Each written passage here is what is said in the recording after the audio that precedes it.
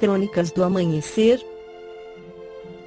Por Feijão Centro Espírita Allan Kardec de Balneário Gaivota.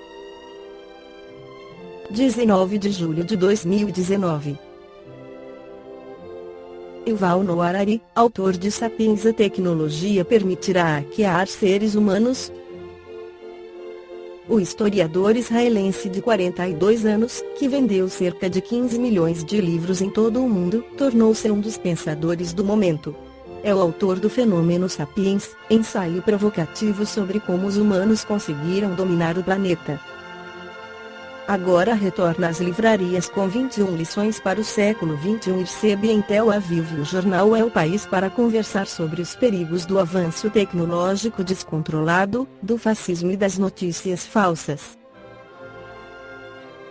Há 10 anos, Yuval Noah Harari era um desconhecido professor da Universidade Hebraica de Jerusalém. Nada em sua carreira acadêmica especializada em história mundial, medieval e militar fazia pensar que se tornaria um dos pensadores da moda. Já vendeu 15 milhões de exemplares de seus ensaios em todo o mundo, passeia pelos fóruns de debate mais prestigiados, seus livros são recomendados por Bill Gates, Mark Zuckerberg e Barack Obama, e líderes políticos como Angela Merkel e Emmanuel Macron abrem espaço em suas agendas para trocar ideias com ele. A fama chegou de forma inesperada para esse israelense franzino, com um ensaio original e provocador sobre a história da humanidade. Sapiens: Uma Breve História da Humanidade (LITM) foi um sucesso primeiro em Israel ao ser publicado em 2011 e depois em todo o mundo, com traduções para 45 idiomas.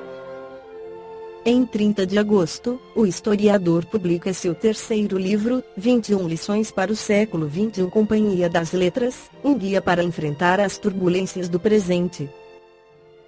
Depois do sucesso de Sapiens, publicou Homo Deus, Companhia das Letras, uma viagem a um futuro dominado pela tecnologia, que também foi muito bem recebido nas livrarias.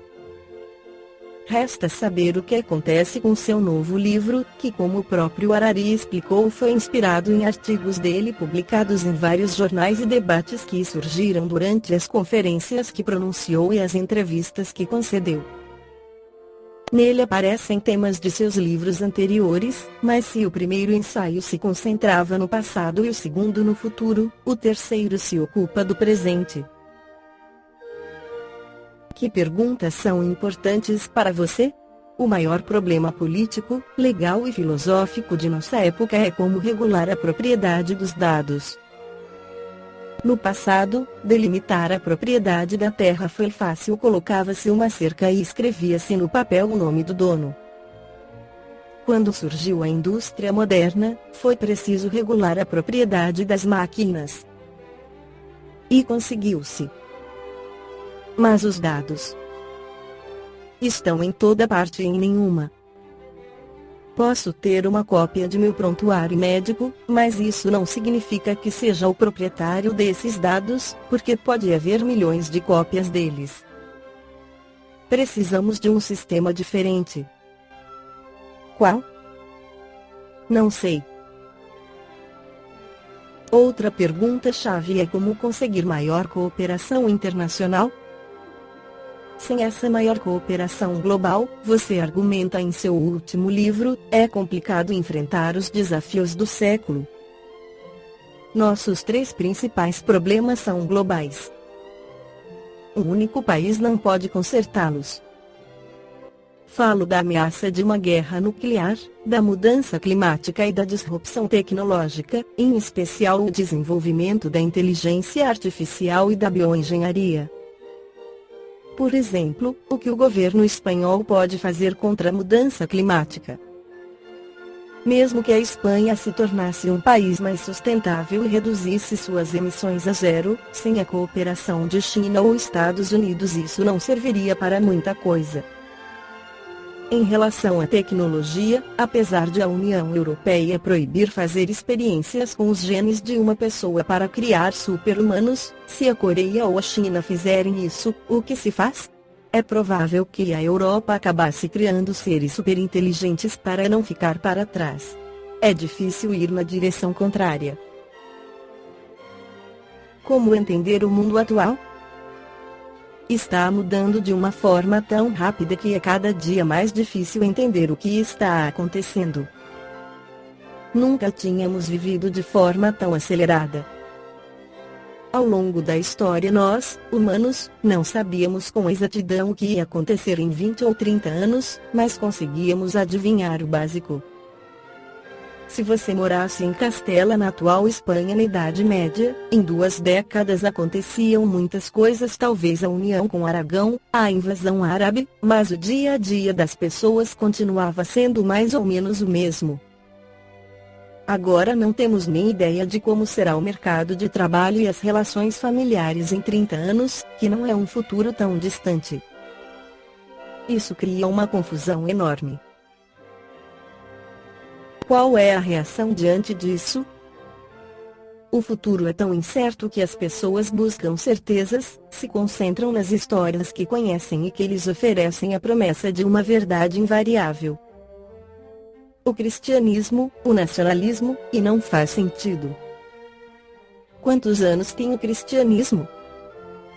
2 milênios não são nada comparados com a história total da humanidade. Além disso, as religiões tradicionais não têm soluções para os problemas de hoje. A Bíblia não diz nada sobre inteligência artificial, engenharia genética ou mudança climática.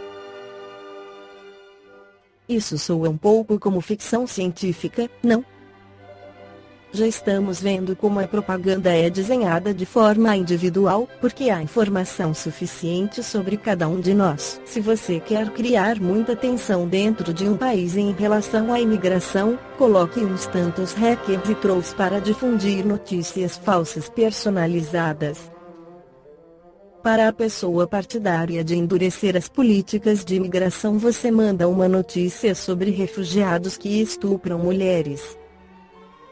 E ela aceita porque tem tendência a acreditar nessas coisas. Para a vizinha dela, que acha que os grupos anti-imigrantes são fascistas, envie-se uma história sobre brancos espancando refugiados, e ela se inclinará a acreditar. Assim, quando se encontrarem na porta de casa, estarão tão irritados que não vão conseguir estabelecer uma conversa tranquila. Isso aconteceu nas eleições dos Estados Unidos de 2016 e na campanha do Brexit. Dá vontade de ir morar em Marte, de isolar-se. Como se concentrar no que é importante? A atenção é um recurso muito disputado e está associado aos dados. Todo mundo quer atrair sua atenção. O modelo da indústria da informação foi completamente distorcido. Agora o padrão básico é que você recebe a maioria das notícias supostamente grátis, sejam reais ou falsas, mas na verdade faz isso em troca de sua atenção, que é vendida a outros. O novo símbolo de status é a proteção contra ladrões que querem captar e reter nossa atenção. Não ter um smartphone é um símbolo de status. Muitos poderosos não têm. O que Yuval Noah Harari nos apresenta é que ante os problemas angustiosos da atualidade, tornou-se comum observar nos homens reações físicas ou emocionais desequilibradas, como diz o espírito Alexis Arthur pela psicografia de Robson Pinheiro. A correria do dia a dia, as frustrações e a globalização em vários departamentos da vida social têm provocado o chamado estresse. Muitas pessoas preocupadas em viver a vida intensamente aceleram o seu ritmo vital, na tentativa de realizar suas fantasias. Dão asas à imaginação e criam uma forma de vida que não corresponde ao natural. Fabricam ideias fantasiosas e se estimulam através do pensamento desorganizado. Nesse ritmo alucinante, o estresse surge na vida das pessoas, gerando problemas patológicos, e se estabelece o caos. A prostração das forças, o desânimo e a letargia espiritual seguem ao lado dos desgastes físico-emocionais. Dentro desse quadro desequilibrado, o homem busca os mecanismos de fuga, que apenas refletem sua crise interior. A busca desenfreada pelo dinheiro, o sexo desregrado, os vícios e o desejo de projeção social acabam por formar o pano de fundo para o ator da vida interpretar o papel de infeliz, no palco da comunidade. A busca do homem é de felicidade. Muitas vezes equivocado, procura ser feliz por caminhos tortuosos e, uma vez nesses atalhos, sente-se mais infeliz ainda. Estressado, angustiado, precisa urgentemente de recorrer à terapia do auto-amor, a fim de restabelecer o equilíbrio. Como resultado de suas vivências passadas, o homem contemporâneo aparece no cenário do mundo envolvido nas brumas de suas experiências mal-sucedidas, que geram fantasmas inibidores das energias da alma. A tensão emocional que surge diante das lembranças pretéritas faz com que apareçam as chamadas fobias na atmosfera íntima. Ligados às questões emocionais, aos choques e desequilíbrios do sentimento, não raras vezes levados a efeito em experiências transatas, os medos profundos manifestam-se na aura da criatura como energias inibidoras da sua felicidade.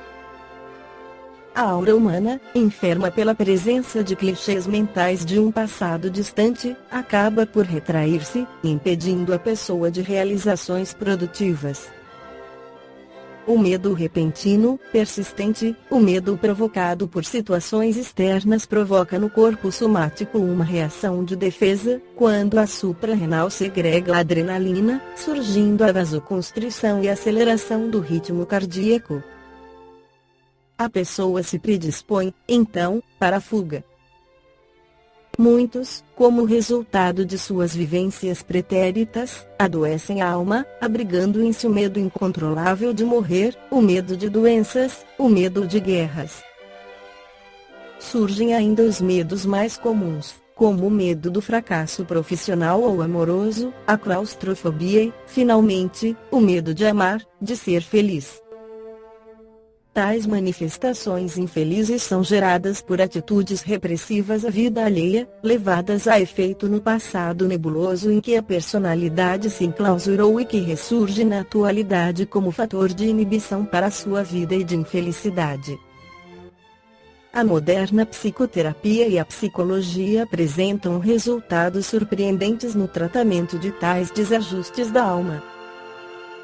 Mas somente quando se acorda para a realidade espiritual e o conhecimento da reencarnação é que se pode chegar a um verdadeiro tratamento, eficaz, com a ajuda do paciente. A pessoa tem que querer ser ajudada e sair da situação aflitiva. Após o consentimento da vontade e da razão, é necessário realizar uma incursão às profundezas do seu passado espiritual, seja pela meditação, pelo moderno processo da terapia de vivências passadas ou pela análise da situação, com o tratamento adequado que o Espiritismo oferece, através da terapia emergencial do Evangelho. Em qualquer caso, é necessário ajuda externa, mas, acima de tudo, conhecimento da lei de causa e efeito, da reencarnação e dos problemas humanos. Tais crises da emoção e do sentimento encontrarão seu termo com a mudança de conduta, os valores internos redivivos e a proposta de reajuste da consciência por meio da valorização da vida pelo amor.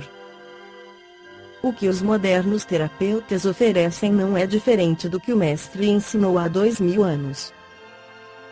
Apenas apresentam suas teorias e trabalhos revestidos de uma linguagem atual, mas seguem sempre inspirados pela terapêutica evangélica emergencial. Amar é a solução. Amar-se é o caminho para qualquer realização. Esta foi a crônica do amanhecer de 19 de julho de 2019. Por Feijão Centro Espírita Allan Kardec de Balneário Gaivota. Que a paz esteja com todos.